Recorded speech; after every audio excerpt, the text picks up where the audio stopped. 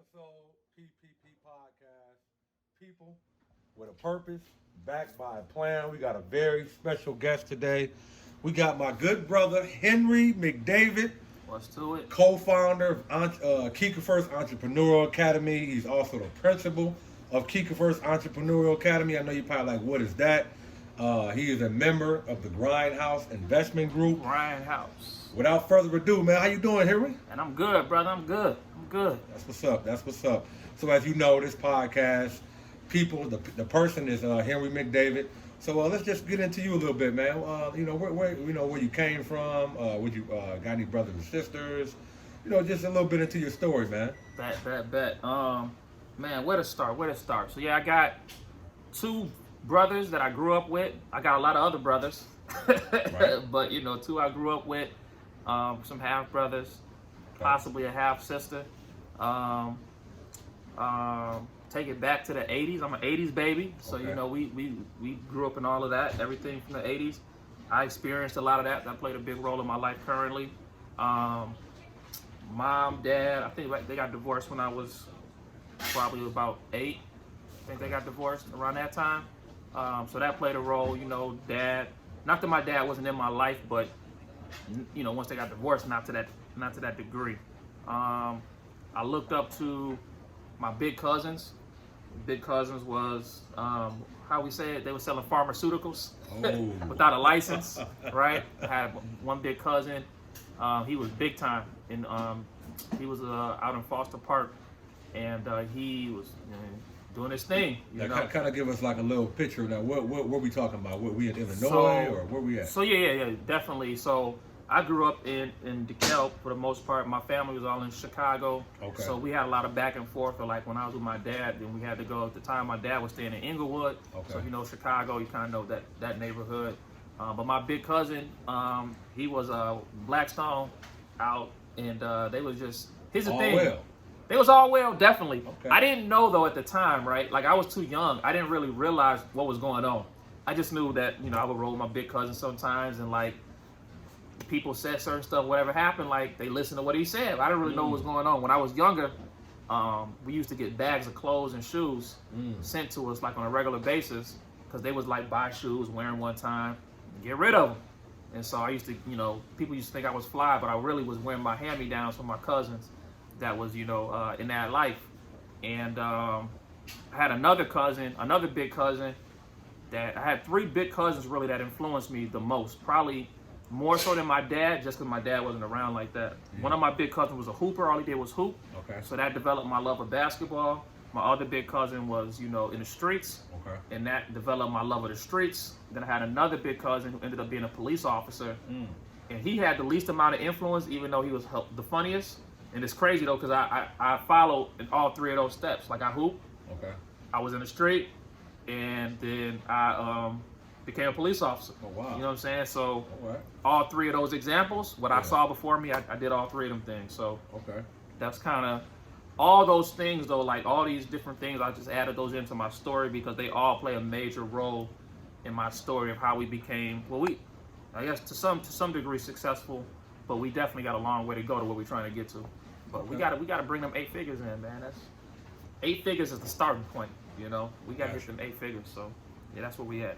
Cool. So when would you say when you really got into this entrepreneurial mindset? What was the first entrepreneurial endeavor that you embarked upon? Man, to be honest, it wasn't the mindset didn't develop yet. My first entrepreneurial thing, but when I was in high school, I had access through my cousins to merchandise. Okay. And so when you came to my locker at school, there was no books in my locker.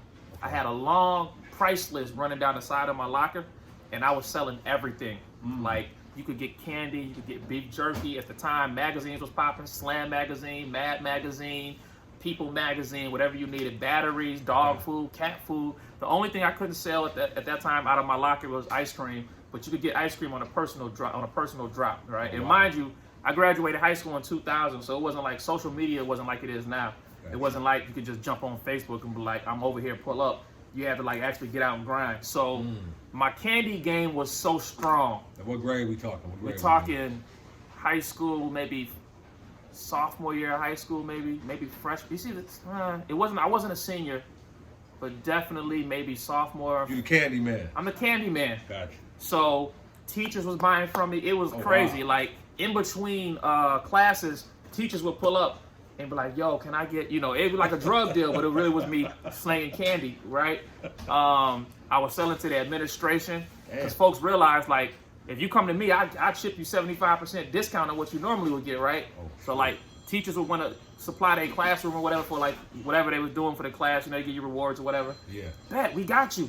I'm gonna go see Henry in the hallway, and they would come and I got them like cat food, dog food, batteries. Like lithium batteries was popular. You know, lithium batteries was expensive back then. Boom, I got you on the lithium batteries. Come see me, I get it to you discount. I'm gonna tell you a crazy story. Yeah. How are you getting the inventory? You don't mind me, or can you tell me? I can, because the statute of limitations is up. Okay. Right? So my cousins all got, there was a 7-Eleven on the corner from our house, and the lady hired 4 employees. All 4 was my cousins. Okay. Fresh out of the city. And they told me one day, like, hey, come up here, we can get anything you want. So I came up there, got like a candy bar. I was like, oh, it's sweet. They're like, it's sweet. So, like, afterwards, he's like, man, you can get anything. So I used to come with a duffel bag and like shop for merchandise. Like, we'd be taking whole boxes of stuff. So anything that was in that store, we had access to. And it's crazy. Like, I'm gonna tell you a real life story. The police are doing a drug sweep at a school, right? Everything's on lockdown. Okay. I'm in accounting class with 2 of my guys. Okay. The police dog gets to our classroom, starts going crazy, right? Now, mind you, my guy next to me has weed on him. He used to sell weed. So I'm like, dang. So he's thinking the dog's outside the door going crazy because he actually has weed on him, right? I'm thinking the dog's outside the door going crazy because I got this big bag of candy and all kind of stuff in there. It's just stupid, like a big duffel bag, not the small one. It's stupid stuff in here. Merch. Police come into the classroom like, yo, we got a positive hit on this class. They get the dogs, they get to walking up and down the aisles. Yeah. Me and my man are sitting next to each other. Yeah. They stop in between us. The police officer looks at me, I look at him, he says, hey, the dog started, going crazy in my bag. He says, can you unzip the bag? So I'm like, man, it's the slowest movement ever. I'm like, yeah, I guess. I hit the bag with the unzip, zip. He opens it up, looks inside. He just sees everything: gummy worms, Sour Patch Kids, Snickers, Skittles, beef jerky. Loaded. So my man, the cop says to me, he says, I remember he said something like, man, you really like candy, huh? I was like, I'm a candy fiend, man. I said, hey, man. So he looks through it. He sees the beef jerky. He says, hey, now I know why the dog is barking. He's like, the dog is barking because that was the same thing they used for the treat that they gave the dog to reward him when he found drugs, right? So they never searched my man next to me. I give him a free beef jerky because I'm like, yo, off the strength, you doing your job. I was like, it kind of scared me, but take the beef jerky. He takes the beef jerky. He's like, thanks. We'll reward the dog when we get out. Nobody gets caught. Nobody goes to jail. I slide off smooth. And I even sold some of the candy that I had afterwards to the police that was still in the school afterwards. So, I mean, I was out there getting it, man. I was making like $60 to $100 a day on 75% discounted candy, and I was in high school. Wow. And that was probably my first experience with like entrepreneurship. The crazy part is, I didn't have nobody to like give me guidance, right? Because it's illegal. It's making money. But I'm making money, and it's independent, and it feels good. And I'm like, yo, this is dope. I want to, school year. Of course, the store my cousins and them worked at ended up getting shut down because they ran the pole lady out of business. So I ran out of merchandise, so I couldn't keep the endeavor going forever. But I didn't have anybody around me at the time to take what I was doing and like legitimize it or put me in a position to be like, hey, you can do this legit, or you can even get into the game some type of way. I just didn't have anybody teach me entrepreneurship. So since I didn't, once it fell to the wayside, it kind of was like, that's it. You know what I'm saying? But that was my first run-in with entrepreneurship. I just didn't know. Right. I just didn't know. But fun times while it happened, though, man. Fun times. I passed a few classes that way. I never showed up to class. Had an A in the class. Students would be like, how is this dude still in the class? I was like, yo. You supplying. I'm supplying to teachers. You feel me? Like, listen, when I tell you I had deals with the teachers, nobody told me that this is how you network. So I was learning networking in school. Didn't even know that's what it was. Like, the teachers would come.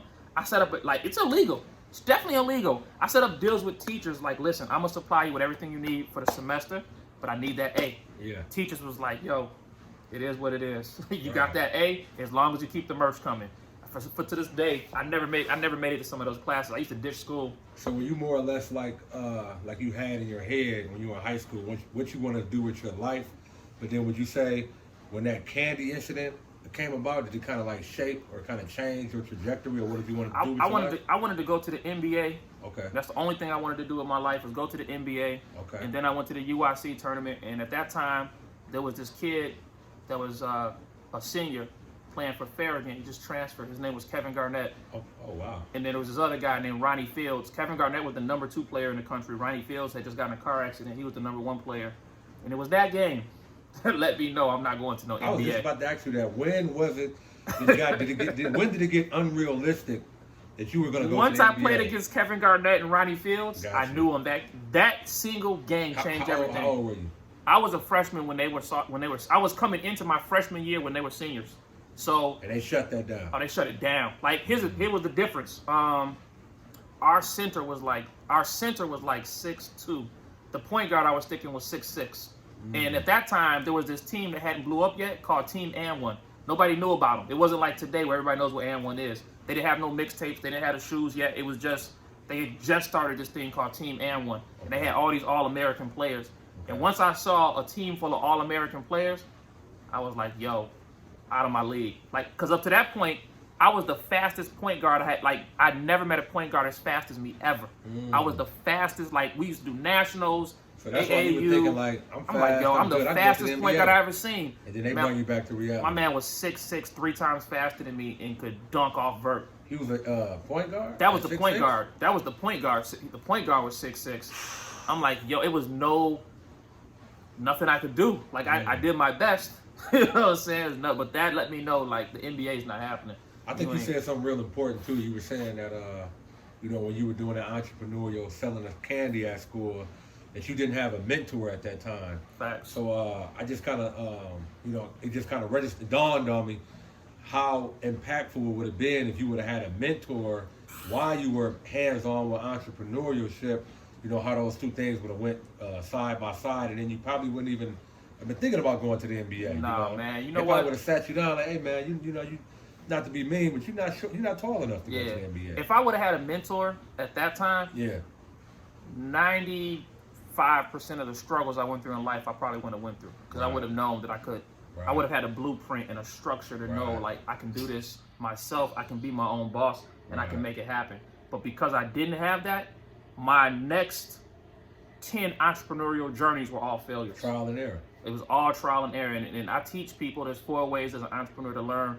The worst way is number 4, trial and error. It's the worst way to learn as an entrepreneur, because you're spending money you don't have to spend. You're losing money. You're losing time. You may lose the business, because trial and error is the worst way to learn. The other 3, number 3, books is a great way to learn.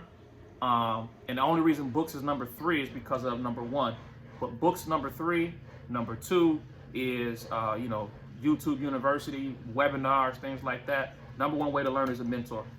And a mentor, number 1, with number 3, which is books, is the best way to learn, because a mentor, it's like going to math class. You can have an algebra book, but if you don't have an algebra teacher, that book ain't gonna have the same value as if you have an algebra teacher to teach you what's in the book.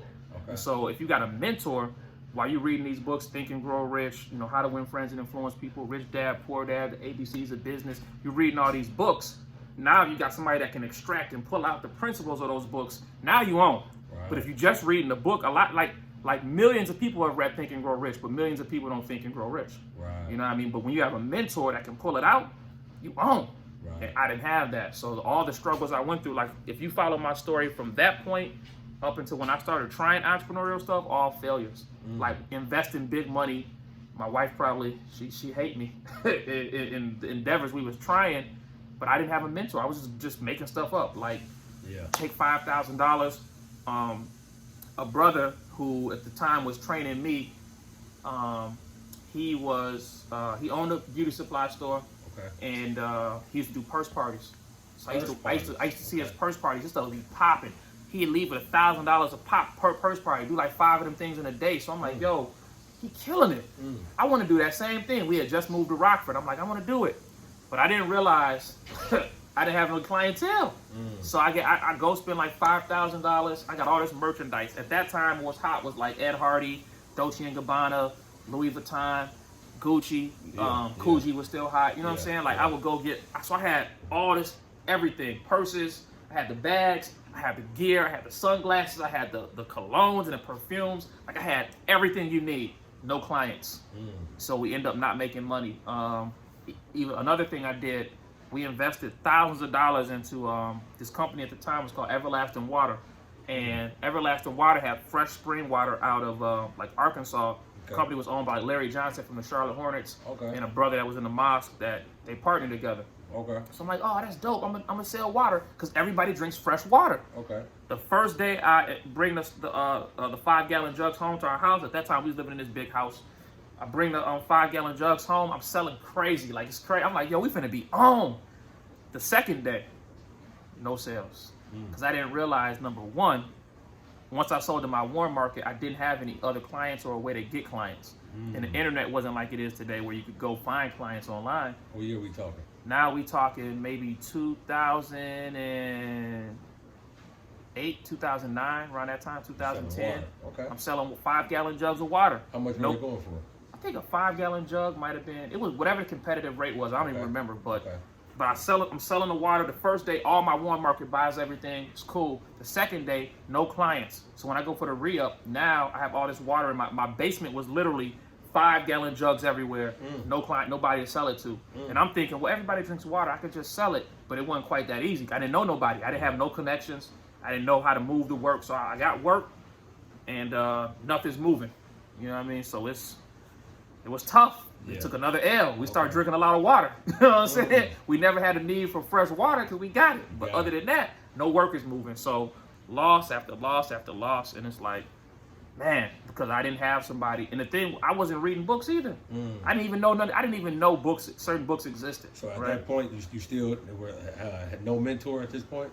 No mentor in business. I had mentors around me for like spiritual stuff. So spiritually, I was dope. You know what I mean? Like I could debate. Like I was doing debates. I was killing debates. All this other stuff. But it wasn't stuff that was making money. You know what I mean? And at the end of the day, if you ain't making money, it don't matter what you're doing, because you can't sustain yourself on a debate. Like, so for the people who don't know, what organization are you a part of? I'm part of the Nation, man. I'm in the Nation. So you know, we was having, man, I was on universities doing history debates with history departments, shutting them down. Like clean sweep. We got to go back and study. We'll get back with you next year. We'll re-invite you to come back. We never heard some of this stuff before. Clean sweep. Like that was my thing. I was so studied. I was 12 hours a day in the library. Cool, but no hours a day in making money, which you can't be 100. If you are spiritual and you know economics, you're gonna live a spiritual reality under that tree where you at, because you're homeless. Facts. You know what I'm saying? Facts. So yeah, that's all right, man. I kind of want to segue right into your purpose. Man, you know, let's talk about the positives. What you're doing right now. What business are you involved in? And just kind of just walk us through that. So what do you do for a living currently right now? Man, right now I'm a business coach, right? Dope. I own several businesses. You know, I'm a member of Grindhouse. I got to throw that in there. Grindhouse, we in the building. I own several businesses, but the most important thing that I'm doing is I own a private school called KIKIFER'S Entrepreneurial Academy. Is that the shirt? That's the. Can we get this? Let me see if I can get this. So y'all can see the merchandise. Y'all, you know, get your KIKIFER'S gear if you ain't got it. We have a link in the description how you guys can get that. Gear. Get in contact. Everything could be in the description box. How you can purchase one of those.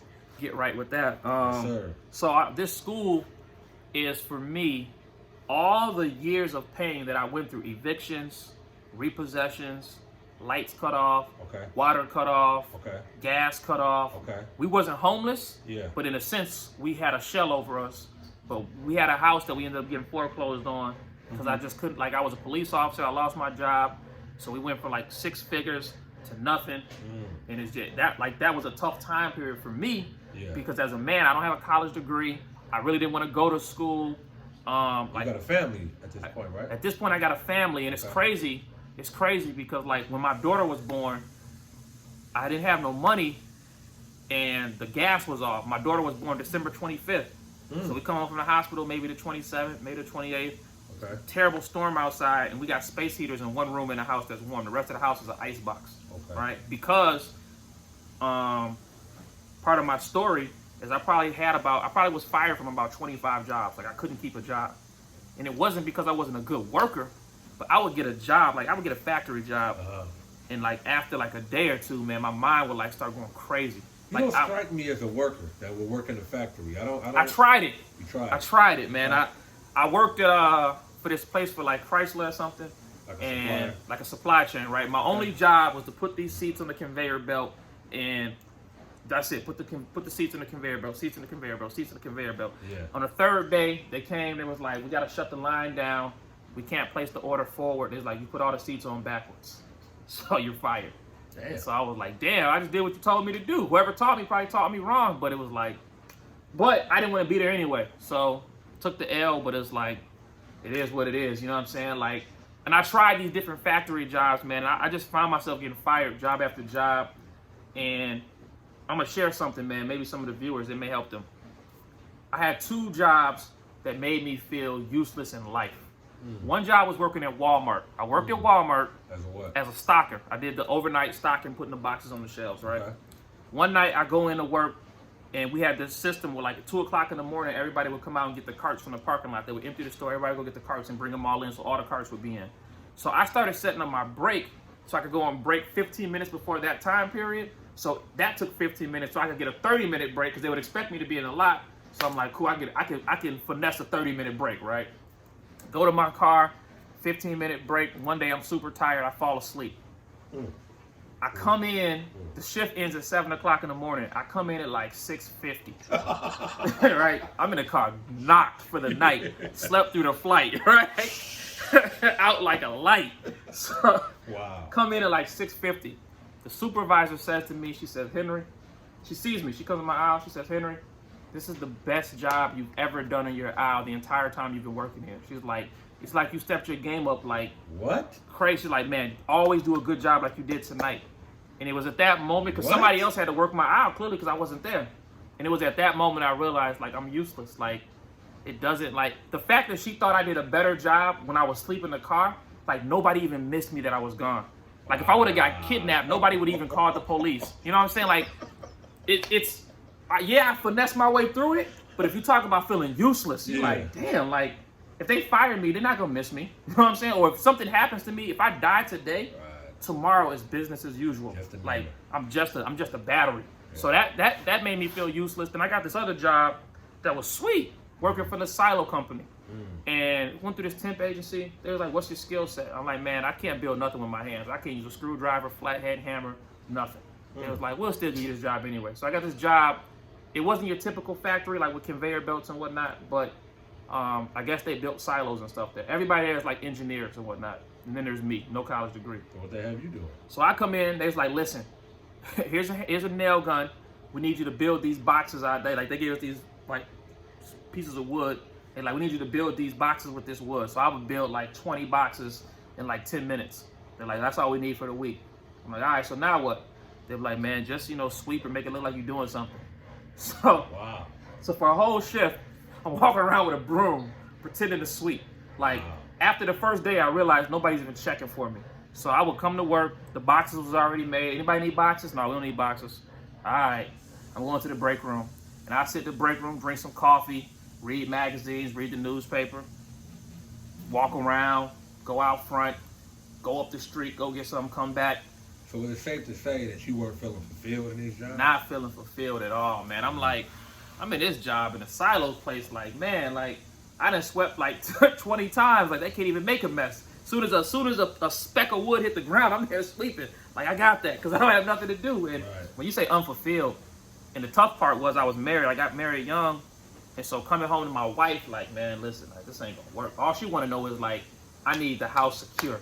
As a man, I need you to maintain, provide, and protect. Sure. Like, I'm not going for this being fired thing. So it was quick to go get another job, but it was like the same cycle over and over and over and over and over. It wasn't until my wife introduced me to refereeing that as a referee, now I made my own schedule. I work when I want to work, and the pay was good. Right? So as a referee, it wasn't quite entrepreneurship, but I didn't have a boss. And after like the first week, it clicked to me like, hey, you can work when you want, like, you can do you. Like, if you want to work 12 hours today, work 12 hours. If you don't want to work till next month, take the rest of the month off. And when I got that feeling, I was like, yo, this is where it's at. I knew at that moment, like, one, I'm never working for somebody else again. Right. Like, it's never gonna happen. Like, cause this feeling right here is too free. Yeah. Like, if my daughter was going to school, she was in private. No, I don't even know if she was in school yet. She might have been. Yeah, she was in private school. And she's like, Dad, we got this thing going on. Daddy's gonna be there. I'm there. Like, cause I set my own schedule. You know what I'm saying? So it wasn't quite entrepreneurship, but it was close. Close enough that I could feel it. You know what I'm saying? When I was a police officer, we made a lot of money, but wasn't no freedom. Right. You know what I'm saying? You made money. Right. Cool. I had a Mercedes. Cool. I had 2 Mercedes. Cool. I got the Mercedes. I got the big house. I'm sitting pretty, but ain't no freedom. And for me, even as a police officer, I loved it. All the skills I learned in the nation, I could finally use in, you know, my martial arts and my verbal judo and all that. I could use all that. It's a little bit more fulfillment. It's a little bit more fulfillment, but it wasn't freedom. And then that refereeing though, man, like freedom. I was like, yo, this is a different way of living life, man. And once I touched it, and I wasn't making a buku lot of money, but I had freedom. So the refereeing shifted your mindset. And not only do I need to get fulfillment, I got to get freedom. Man, the refereeing shifted me to such a degree. Me and my wife had started a product line, which is how we got on to the beauty supply store, which eventually how we got to the school. Started a product. I guess to do that, let me pop this back in here. Okay. It's is it gonna stay? There we go. All right. Yeah, we should be good. It's still recording. All right. Yeah, me and my wife had So wait a minute. You own a beauty supply store and a school? Yeah. So what's the name of the beauty supply store? Where's it located? The beauty supply store is KIKIFER'S beauty supply store, 3424 North Main Street, right here in Rockford, Illinois. Okay. So, How long have you owned that? This would be, see, we had a 5-year lease on the building. This would be coming up. I guess this would be the 5th year coming up, so about 4 years. Wow. So you really are serial.